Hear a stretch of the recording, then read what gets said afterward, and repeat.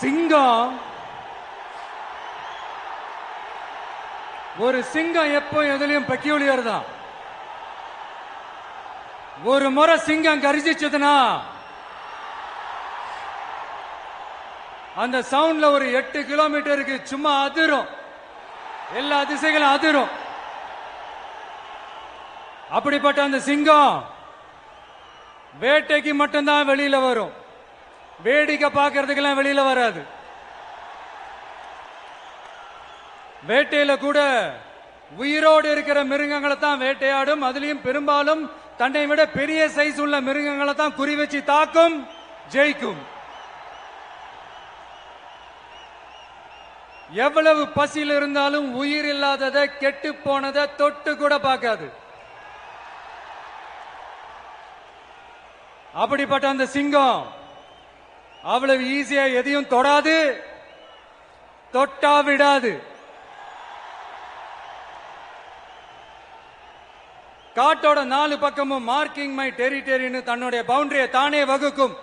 அப்படிதான் அந்த காட்டையை தன்னோட கண்ட்ரோல்ல வச்சிருக்கும்.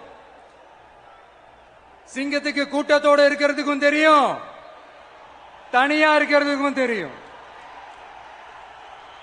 அப்படியே தனியா வரணும்னு நினைச்சாலும் அஞ்சாம அலட்டிக்காம சும்மா கெத்தா தனியா வந்து அத்தனை பேருக்கும் தண்ணி காட்டும். எப்ப எதிலையும் தன்னோட தனித்தன்மையை இழக்கவே இழக்காது. Yes, a lion is always a lion.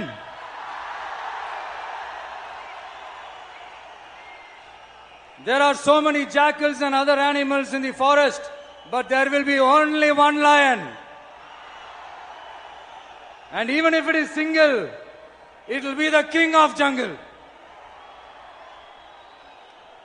It is not only a description but also a clear declaration.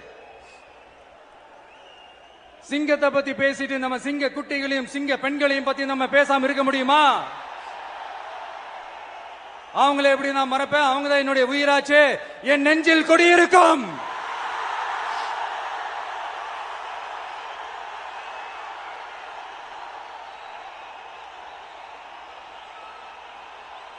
என்னுடைய தோழர்களுக்கும் தோழிகளுக்கும்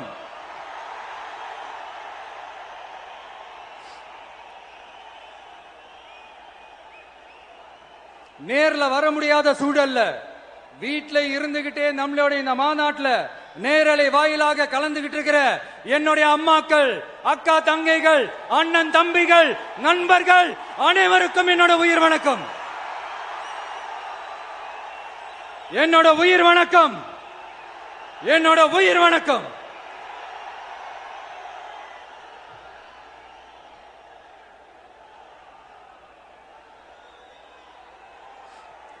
வீரம் விளையும் மாமதுரை மண்ணை வணங்குகிறேன். இந்த மதுரைனாலே உடனே ஞாபகத்துக்கு வரது சீறி பாஞ்சி துள்ளி குதிக்கிற யாருக்கும் அடங்காத காளைகள் விளையாடுற அலங்காநல்லூர் ஜல்லிக்கட்டு தான். நம்ம வைகை ஆறுதான் அழகர் ஆத்துல இறங்குற வைபவம். மதுரை மீனாட்சி அம்மன் இந்த மண்ணோட உண்மையான குணம், உணர்வு பூர்வமான மண் இது. அது மட்டும் இல்ல, இந்த மண்ணில் வாழ்ற மக்களும் அப்படித்தான் உணர்வு பூர்வமான ஆளுங்க. நான் இந்த மண்ணில் கால் எடுத்து வச்ச உடனே ஒரே ஒருத்தரை பத்தி தான் மனசுக்குள்ள ஓடிக்கிட்டே இருந்தது. அவர் யாருன்னு உங்களுக்கும் தெரிஞ்சிருக்கும். சினிமானாலும் சரி, அரசியல்னாலும் சரி, நமக்கு ரொம்ப ரொம்ப பிடிச்சது புரட்சி தலைவர் எம்ஜிஆர் அவர்கள் தான். அவரோட பழகிறதுக்கு எனக்கு வாய்ப்பு கிடைக்கல. ஆனா அவரை மாதிரியே குணம் கொண்ட என்னுடைய அண்ணன் புரட்சி கலைஞர் கேப்டன் விஜயகாந்த் அவர்களோட பழகிறதுக்கு எனக்கு நிறையவே வாய்ப்பு கிடைச்சது. அவரும் இந்த மதுரை மண்ணை சேர்ந்தவர் தானே, அவரை மறக்க முடியுமா? தமிழ்நாட்டு மக்கள் உணர்வுபூர்வமா உண்மையா நம்ம பக்கத்திலே நிக்கிறவங்க, அதுக்கு ஒரு மிகப்பெரிய அடையாளம் தான் இந்த மதுரை மண். நம்ம தமிழக வெற்றி கழகம் கையில் எடுத்திருக்கிற அரசியலும் அப்படித்தான். உண்மையான அரசியல், உணர்வு பூர்வமான அரசியல். நல்ல அரசியல், நல்லவங்களுக்கான அரசியல், நாட்டு மக்களுக்கான அரசியல், நல்லது மட்டுமே செய்கிற அரசியல்.